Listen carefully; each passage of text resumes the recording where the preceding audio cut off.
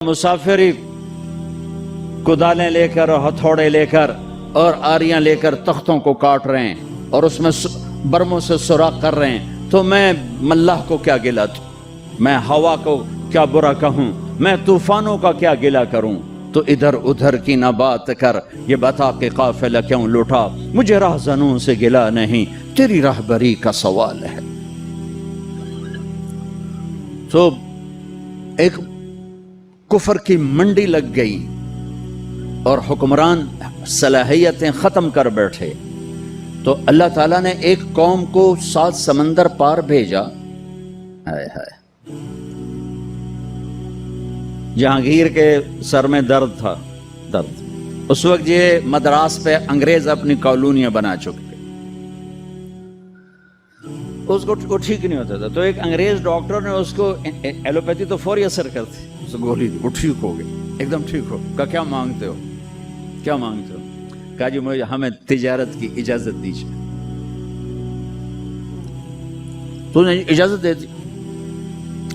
तो उसके एक वजीर ने कहा, बादशाह सलामत, मुझे ये मक्कार नजर आते हैं, इनको इजाजत न दें, ये कल को खतरा बन सकते हैं। लेकिन उस वक्त मुगलिया सल्तनत से छाई हुई, कोई नदी कीड़ी औकात, क्या पिद्दी का शोरबा, ये क्या कर लेंगे। लेकिन वो वजीर कोई बड़ा ही सियाना था जो आगे देख रहा था। तो मोहम्मद शाह रंगीला 22 साल हुकूमत करके शराब औरतों में डूब के जिंदगी गुजार के मर गया। 22 बरस की हुक्मरानी कोई छोटी हुक्मरानी नहीं होती। इसमें नादिर शाह दुर्रानी का, तैमूर ने लूटा तुगलकों के दौर में, और नादिर शाह दुर्रानी ने हमला किया मोहम्मद शाह रंगीली के दौर में। और कोहनूर, आप नाम सुना? कोहनूर मैंने देखा है 2-3 दफा इंग्लैंड में, मलका विक्टोरिया के ताज में है, लेकिन अब उसकी वो शान नहीं है। उसको उन्होंने 3 हिस्सों में, 3 टुकड़ों में कर दिया है, 3 टुकड़े बना दिए हैं। तो वो एक सलीम में है और 3 ऐसे पट्टी में रखे हुए हैं, लिहाजा उसका वो नाम अब उस पर नहीं लग सकता। अलाउद्दीन खिलजी एक बहुत नेक हुक्मरान गुजरा है, खिलजी खानदान का, 35 बरस हुकूमत की। उसने दक्कन का एक शहर था देवगरी, उस पे किया हमला। जब खजाने का दरवाजा खोला तो उसमें एक हीरा पड़ा हुआ था। वो हीरा इतना बड़ा था कि अलाउद्दीन खिलजी के मुंह से निकला, कोहे नूर, ये तो नूर का पहाड़ है, कोहे नूर, ये तो नूर का पहाड़ है। वहां से वो, उसका नाम पड़ गया कोहे नूर। तो जब अब बीच में मैं तारीख भी सुना रहा हूं और कुछ अपने मुल्क के बाद सुनाना चाहता हूं, पता नहीं मैं पूरा कर सकूं ना कर सकूं। जो कुछ याददाश्त में है, कोई पढ़ के नहीं है, जो कुछ याददाश्त में है वो आपसे शेयर कर रहा हूं। वो नादिर शाह ने कहा वो को नूर किधर है, तो पता ही नहीं, सारा खजाना देख लिया, नहीं मिला। फिर उसने मोहम्मद शाह रंगीले के आदमी को पैसे लगाए, कहा जी वो उसके पगड़ी में छुपा हुआ है, यहां रखता है। तो उसने ज़ियाफत की, कहने लगा कि मोहम्मद शाह अब तो हम भाई भाई बन चुके हैं, 3 दिन कत्लेआम किया कमबख्त ने दिल्ली में, अब तो हम भाई भाई बन चुके हैं, तो हम ना दस्तार अपनी तब्दील करें, तू मेरा भाई मैं तेरा भाई। अपनी पगड़ी उतार, उसकी पगड़ी उतार के अपने सर पर रख ली, उसकी उतार के उसके बस सर पर रख ली। वो बेचारा ना कहने का ना सुनने का, महकूम बेचारे की क्या ताकत होती, भाई हो गया को नूर। वहां से आया अहमद शाह अब्दाली के पास, अफगानिस्तान से फिर अंग्रेजों ने काबू में किया, फिर उसे मलका विक्टोरिया तक पहुंचाया गया। तो अंग्रेज यहां एंटर हुआ। कब एंटर हुआ? जब हम जवाल का शिकार थे। अब आप हैरान होंगे, हम अपने अल्लाह से इस नेमत के शुक्राने में वो करें जो अल्लाह हमसे चाहता है। हम इस मुल्क को ठीक करें, कहां से? तारिक जमील से। यहां वो ये कर रहा है, वो ये कर रहा है, वो ये कर रहा है, इसको बंद कर दो। वो देखो की कर गया, वो ओ की कर गया। अंधे हो जाओ, बहरे हो जाओ, गूंगे हो जाओ, अपने ऐब देखो, अपने ऐब सुनो, ज़मीर की आवाज सुनो, दिल की धड़कनों से उठने वाली बातें सुनो, और फिर कुरान सामने रखो, कुरान पढ़ो। तुम सबसे कहता हूं, कुरान पढ़ो, ताकि मिंबर पर बैठने वाले का तुम्हें पता हो कि ये हमें पैगाम दे रहा है या आग लगा रहा है। یا میں نفرتوں میں دھکیل رہا ہے یا محبت کے پھول دے رہا ہے. اور اپنے نبی کی زندگی پڑھو, اپنے نبی کی زندگی پڑھو. میں کسی فرقے کا ترجمان نہیں ہوں, میں اسلام کا ترجمان ہوں, میں اسلام کا ترجمان ہوں. یہ بھڑکتی آگ ہے جس نے سارے خرمن کو جلا دیا ہے.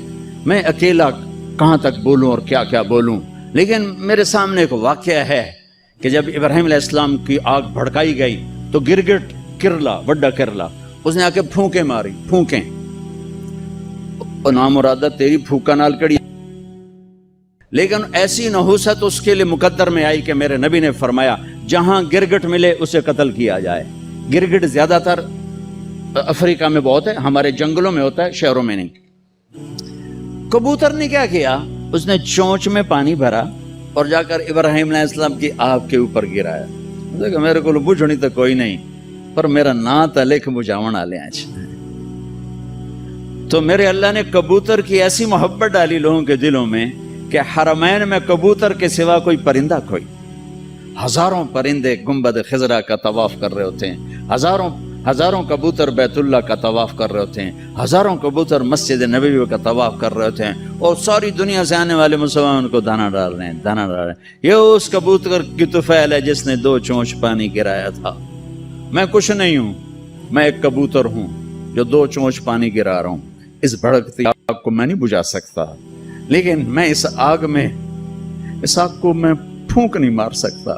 میں پھونک مارنے والوں میں اپنا نام نہیں لکھانا چاہتا. میں اللہ کے رسول کے دربار میں پیش ہو کے کہنا چاہتا ہوں, یا رسول اللہ, میں نے تو آپ کی امت کو جوڑنے کی کوشش کی تھی.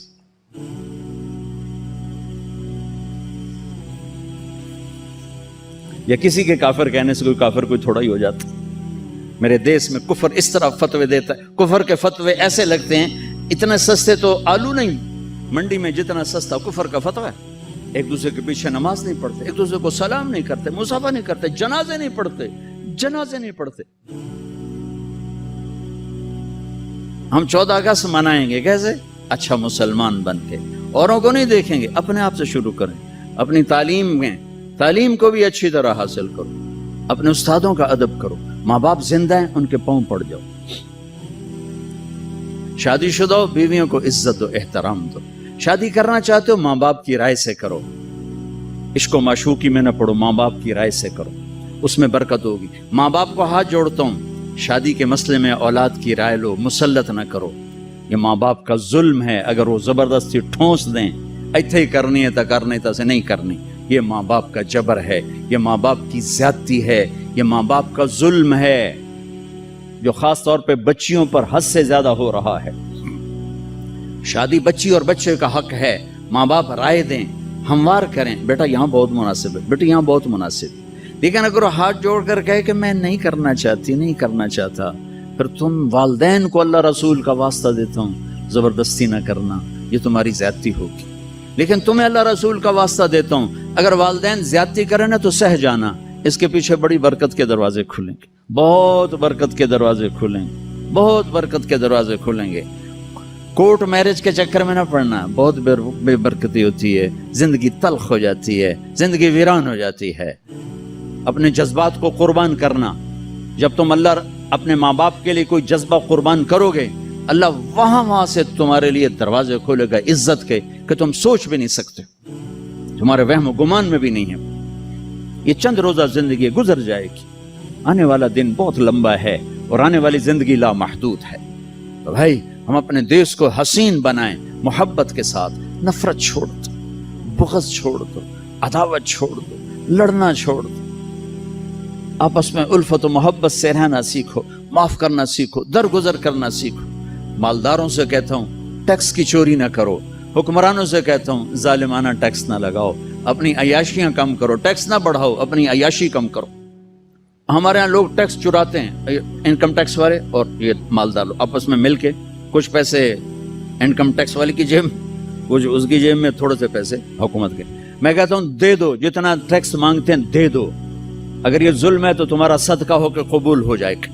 چوری نہ کرو, کہ جھوٹ سے جان بچانا تو جائز ہے, مال بچانا، کہتے ہوں کہ میں مفتی نہیں ہوں، لیکن میرا ضمیر کہتا ہے کہ پیسہ بچانے کے لیے جھوٹ نہیں بولنا چاہیے، خاص طور پر جب حکومت کے خزانے میں جا رہا ہو، آگے حکومت اس کو عیاشی میں اڑا دے یا تمہارے کام میں لگا دے، لیکن یہ چوری نہ کرنا، پیسے کے لیے جھوٹ نہ بولنا، جان بچانے کے لیے ٹھیک ہے آدمی جھوٹ بول سکتا ہے، لیکن مال کے لیے جھوٹ بولے ہوئے 4 پیسے اور بچا لوں، یہ نہ کرو۔